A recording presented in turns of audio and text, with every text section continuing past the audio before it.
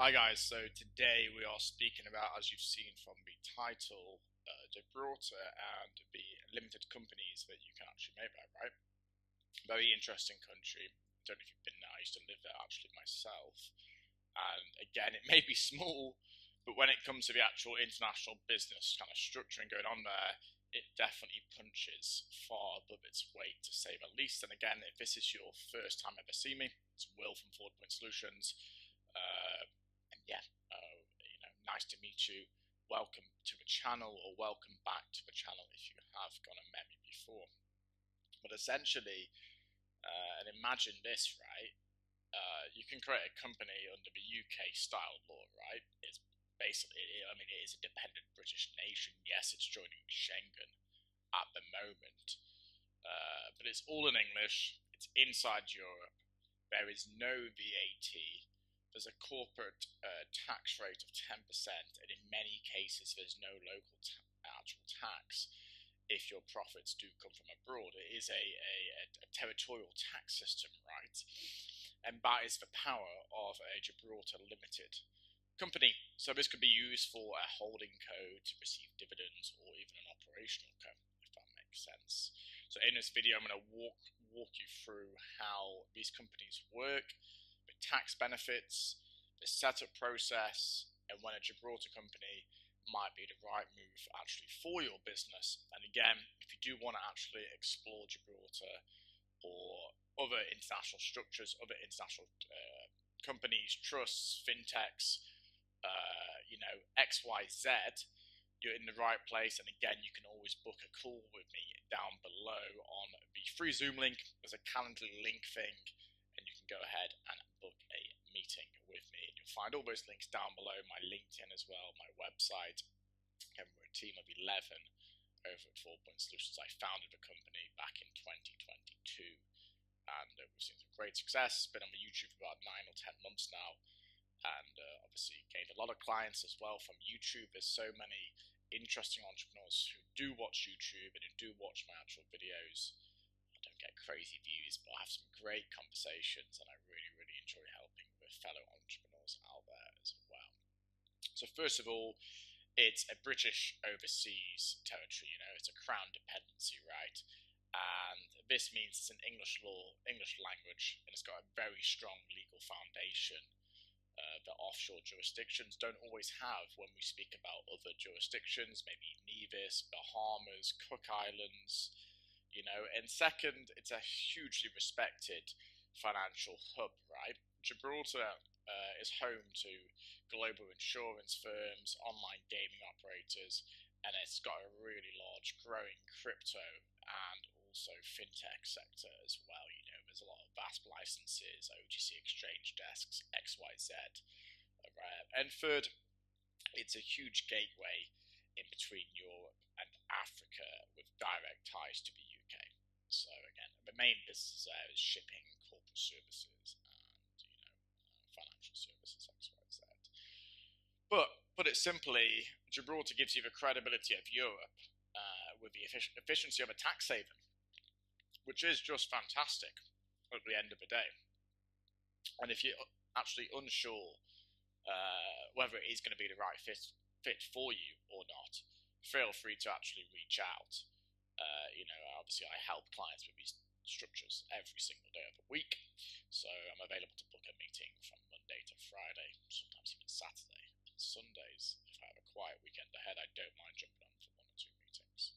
So in terms of the tax benefits, we've got corporate tax that are only taxed in Gibraltar, from only the money earned inside Gibraltar. So if it's coming from the outside, if it's structured correctly, that is 0%. And again, if you were earning money from other Gibraltar entities, it would just be taxed at 10% corporation tax. So overseas profits are actually exempt. So if your business makes money abroad, those profits can usually fall outside of Gibraltar's tax net. There's no VAT, which is a huge advantage compared to other EU jurisdictions. And again, there's no capital gains and there's no inheritance tax. So it's fantastic for owning equity in other companies, such as I do myself. It's really good when you then sell your stakes in those companies. companies. And for example, imagine you're running an international consultancy with clients in Asia, US, and the Middle East, and if your revenue doesn't come from Gibraltar, it's typically outside of that, outside the local tax. So that's real efficiency, and that's why a lot of entrepreneurs actually choose Gibraltar as a place to home their actual business operations, right? So setting up a company in Gibraltar as well. Again, here's what you need is essentially one director. It can be a non-resident as well. They don't have to be a resident of Gibraltar, which is really, really good. It can be one shareholder, and that can be a corporate shareholder as well. Be a local registered office in Gibraltar, which we essentially sort for you, and there is annual accounting as well, which actually is really nice because it does provide some trust. And again, we're going to go into banking in a second, so I'll leave that comment there. Timeline's pretty fast, but it's usually in about 5 working days or something like this. We can form a company over in Gibraltar. And again, you can use most Gibraltar institutions for banking, international EMIs. You can onboard with Revolut and Wise there, as well as traditional banking and other fintech solutions such as Kingdom Bank, Jeton Bank. Again, I do deal a lot with banking. 50% of my business is probably banking or more. Most of my revenue actually comes from banking referrals. So if you did actually need some help with banking, obviously you'll be in good hands if you come to us, X, Y, Z. And one thing to note, it's not a zero paperwork jurisdiction like Bahamas, Belize, Seychelles, BVI, Nevis, Cook Islands, right? You will need to maintain proper accounting and filings, but this is exactly what makes Gibraltar so bankable and credible, right? So it's not the end of the world. That's what you want, to give credibility towards an international corporation, right?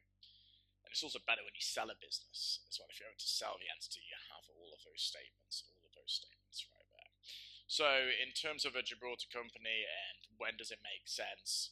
Essentially, if you have an international business and you're trading outside, it's an international business trading outside of the EU, an online service-based company, e.g. consulting, marketing, SaaS, or a holding structure with real economic substance, crypto, gaming, fintech. It's less suitable if you need EU VAT integration, just to note, or if you're looking for a very private paper-only setup. You're best off over in the Bahamas, mate, or British Virgin Islands, Cayman Islands, Nevis.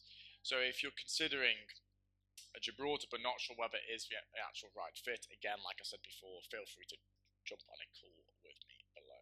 The risks and considerations when we moved into Gibraltar is looking at the proper bookkeeping. The profits must generally be earned abroad to be exempt, and the regulators are strict with sectors like gaming, crypto, and financial services. So the structure works fantastic, but only if you do set it up correctly, right?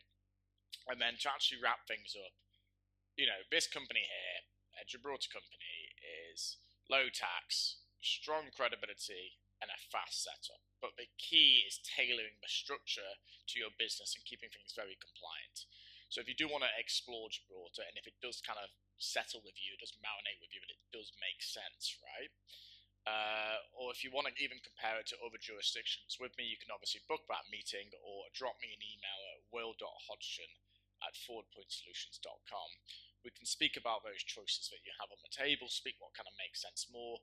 And again, you do have the banking credibility, unlike those offshore jurisdictions. I would say it is an offshore jurisdiction, but it's a very hybrid, credible one that is still under UK dependencies by the Crown. So other than that, guys, thanks for watching. Don't forget, give me some love, give some comments, whatever you have to do on here. I think it's like, subscribe, they say, or something like this. Or obviously share with someone as well, who's basically one of your friends who's probably also thinking about setting up a company offshore. There's a few things to think about, from compliance to this to that. So always good to have a chat with me, and hopefully look forward to hearing from you soon.